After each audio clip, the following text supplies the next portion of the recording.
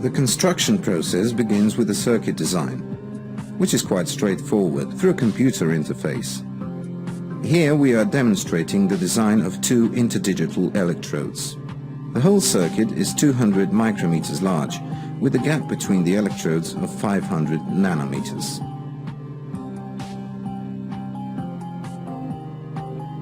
The circuit is made on a silicon plate. The first step is covering the silicon wafer with a thin layer of polymer, which monomerizes when exposed to the electron beam.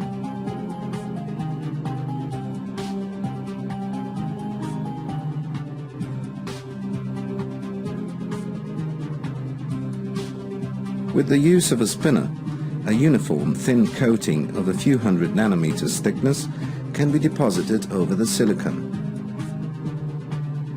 The polymer is then hardened by baking it at 200 degrees centigrade.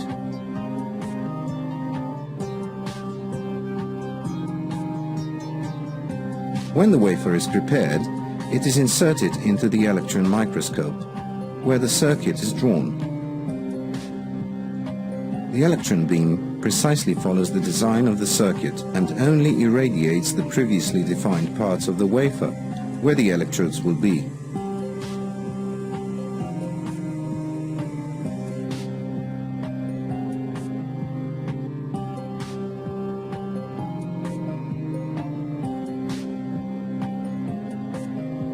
When we take the wafer out of the microscope, we put it into a solvent to develop it.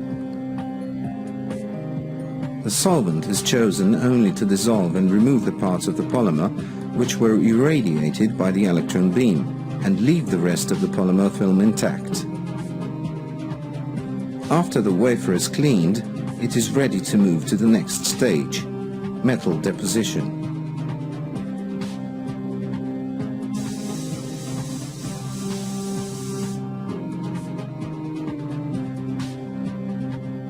The wafer is placed into the sputter.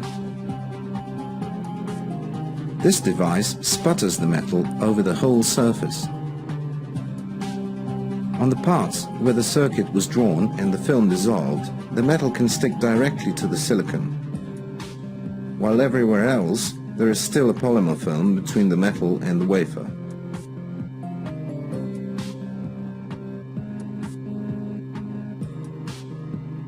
The final step is removing all of remaining polymer together with the unwanted metal. The wafer is put into a different solvent which dissolves the polymer. The metal on the polymer also floats off, while the metal that is directly on the silicon wafer stays intact. And the result are two very small and precise electrodes.